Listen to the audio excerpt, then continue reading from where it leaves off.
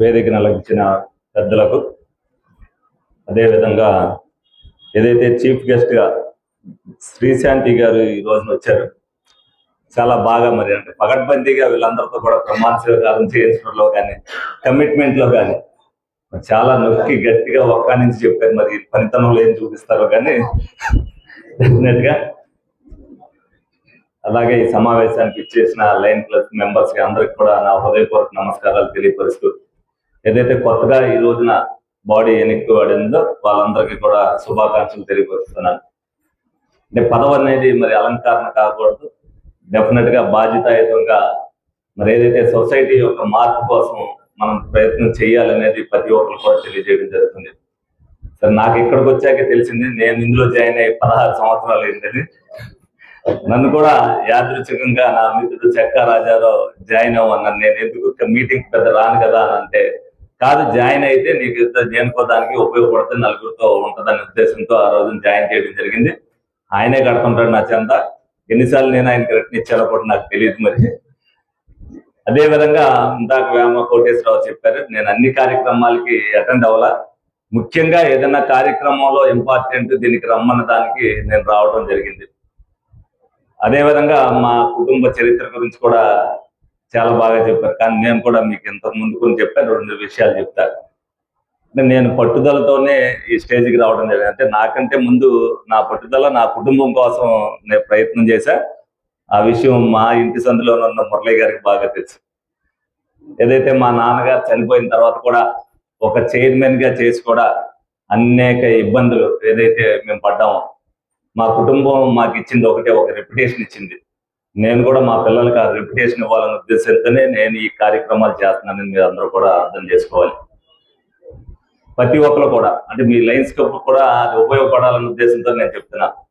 అంటే నాకు తెలిసి ఇన్ని సంవత్సరాలు మీరైనా కూడా లయన్స్ క్లబ్ సమాజానికి కానీ ఏలూరుకి కానీ ఇది చేసింది అనేది నాకు ఎక్కడ కనిపించలేదు. మరి 10 మందికి ఉపయోగపడేటట్టుగా ఏదైనా ఒక కార్యక్రమం మీరు కూడా లయన్స్ క్లబ్ దగ్గర అంటే ఒక ఏదైతే ఇప్పుడు బాడీ ఎన్నికైందో, ఏ బాడీ పీరియడ్ లో అయినా ఇది మనం చేసాం, ఇది చిరస్థాయిగా మన లయన్స్ క్లబ్ కి గుర్తుండిపోయేటట్టుగా మీరు చెయ్యాలని మరి ఏదైతే శాంతి గారు నొక్కి ఒక్కని చెప్పారో, అది లయన్స్ క్లబ్ తరఫున అవసరం, లయన్స్ క్లబ్ మెంబర్స్ అందరూ కలిపి మేము ఇది చేసామని చేసి చూపించాలనేది నా తాపత్రయం, నా ఆశ.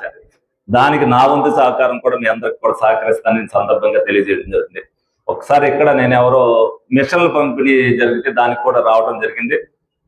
అదేవిధంగా నేను ఫస్ట్ నుంచి కూడా ఏదైతే సేవా కార్యక్రమాలు చేయాలని కష్టపడి, అంటే మా తాతయ్య గారు ఎమ్మెల్సీ చేసిన, మా నాన్నగారు చైర్మన్ చేసిన, మా కాళ్ళ మీద మేమే నిలబడి ప్రతి రూపాయి కూడా వాళ్ళు మాకేమి ఇవ్వాలి, మేమే సంపాదించుకునేది గర్వంగా చెప్పుకోగలుగుతాను. వాళ్ళన్నింటినీ కూడా రాజకీయంగా నేను వచ్చిన తర్వాత బుజ్జి గారికి అనేక మంది కార్యక్రమాలు చేశారు. నేను రాజకీయంలోకి వచ్చినప్పుడు అనేక మంది ఏదైతే ఊర్లో పెద్దలు ఉన్నారో నాకు సహకారం అందించారు. ఫైనాన్షియల్ గా సొసైటీ బాగుండాలి అనే ఉద్దేశంతో వాళ్ళు ఏదైతే చెప్పారో, ఇవాళ ఆ సొసైటీ బాగుందనేది వాళ్ళు కూడా గర్వంగా గుండె చేసుకు చెప్పగలుగుతున్నారు.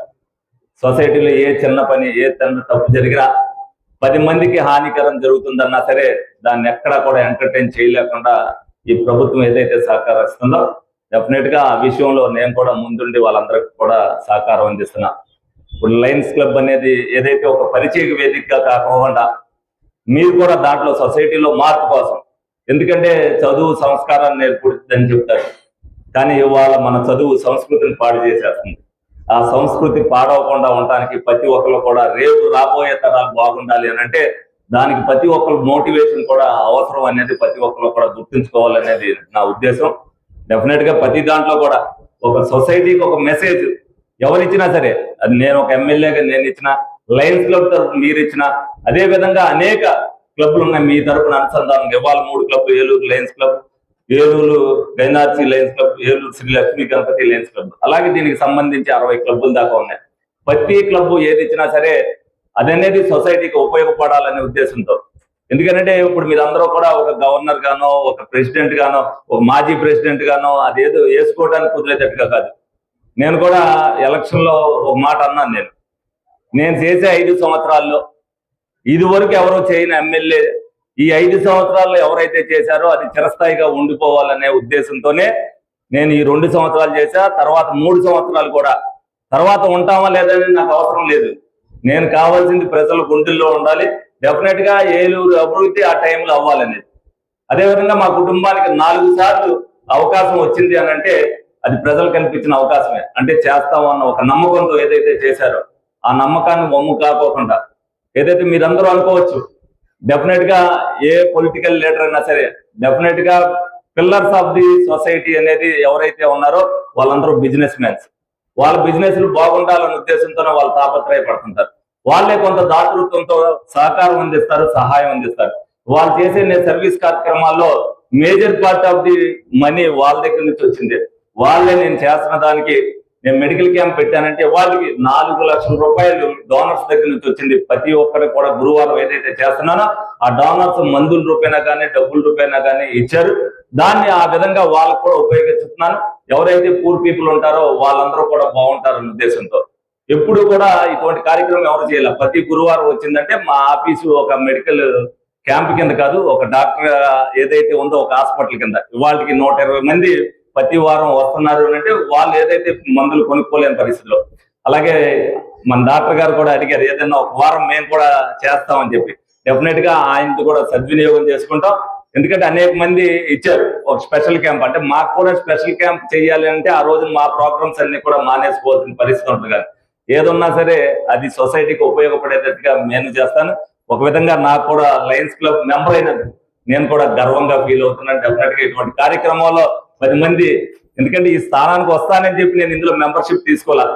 కానీ ఇందులోకి వచ్చిన తర్వాత నాకు ఈ పదవి వచ్చింది. ఈ పదవి వచ్చిన తర్వాత నేను కూడా సొసైటీలో మీ అందరితో కూడా కలిసి నేను కూడా ఇటువంటి కార్యక్రమాల్లో పాల్గొనడానికి అవకాశం వచ్చినందుకు ఒక లయన్స్ క్లబ్ మెంబర్ గా నేను కూడా గర్వపడుతున్నానని చెప్పి, అదే విధంగా శాంతి గారు ఏదైతే మరి నొక్కి ఒక్క నుంచి అంటే దీంతో కొట్టించాలి వెళ్ళి ఆవిడ, కానీ మామూలు ప్లాస్టిక్ దాంతో కొట్టించారు. అది ఈ బాడీ ఎవరైతే ఎన్నుకున్నారో లోగడ బాడీలు ఎంత ఘనంగా చేసినా ఆ ఘనంగా చేసిన దానికంటే భిన్నంగా వీళ్ళు చేయాలని మనస్ఫూర్తిగా కోరుకుంటూ సెలవు తీసుకోవడం జరుగుతుంది. జనరల్ దాంట్లో 4 పేపర్లు వేసుకు కొడుకుని కూడా నేను వచ్చేవాడిని అనేసి అనేక సార్లు. అదేవిధంగా బస్ స్టాండ్ లో 300 రూపాయలు రెంట్ అవుద్ది అని కాకినాడ బస్ స్టాండ్ లో 12 కాడి నుంచి 4:30 వరకు ఆ బల్ల మీద పడుకుని నేను ఏలూరు ప్రయాణం చేసి వచ్చాను. ఇవన్నీ నా జీవితంలో. అదే విధంగా అంటే మీకు తెలియాలని చెప్తున్నా, నేను అంత కష్టపడి వచ్చాను కాబట్టి పేదవాడిని నేను చూస్తా. నాకు ఎవరైతే సహాయం చేశారో ఎలక్షన్ నేను ఒక్కడిని చేసేదని కాదు. ఎలక్షన్ చేయాలంటే అనేక వనరులు కావాలి. ఆ వనరులు ఇచ్చిన ప్రతి ఒక్కరికి కూడా నేను ఎంత గౌరవం ఇస్తాననేది వాళ్ళు కూడా చూస్తారు. ఏ వ్యక్తి అయినా సరే నేను జీవితంలో అనిపించిన కష్టం ఎవరో అనిపించకూడదన్న ఉద్దేశంతో నేను ఒక్క మనిషిని 5 నిమిషాలు కూడా వెయిట్ చేయను. ఎందుకంటే మా నాన్నగారు చైర్మన్ గా ఉన్నప్పుడు నేను వెళ్ళిపోయాను. ఎవరి దగ్గరికి వెళ్ళినా 5 నిమిషాల్లో నాకు అపాయింట్మెంట్ అంటే ఆ రోజున కలవటానికి అవకాశం ఉండేది. తర్వాత కాలక్రమాల్లో నేను 5 గంటలు 6 గంటలు కూడా ఒక దగ్గర వెయిట్ చేసి నేను ఆ పనికి వెళ్ళేవాడిని కాదు. నా నిజ జీవితంలో అవన్నీ తెలుసుకున్నాక ఏదైతే నేను ఇబ్బంది పడ్డానో నాతో ప్రయాణం చేసేవాళ్ళు కానీ నా ఏలూరు ప్రజలు, అది పేదవాడవచ్చు గొప్పవాడవచ్చు, నా కోసం 10 నిమిషాలు కూడా వెయిట్ చేసే పరిస్థితి ఉండకూడదన్న ఉద్దేశంతోనే నేను ఏ ఎమ్మెల్యే చేయని పని నేను చేస్తున్నా. అదే విధంగా ఎమ్మెల్యే నెంబర్ ఇదివరకు ఎవరికి తెలియపోవచ్చు.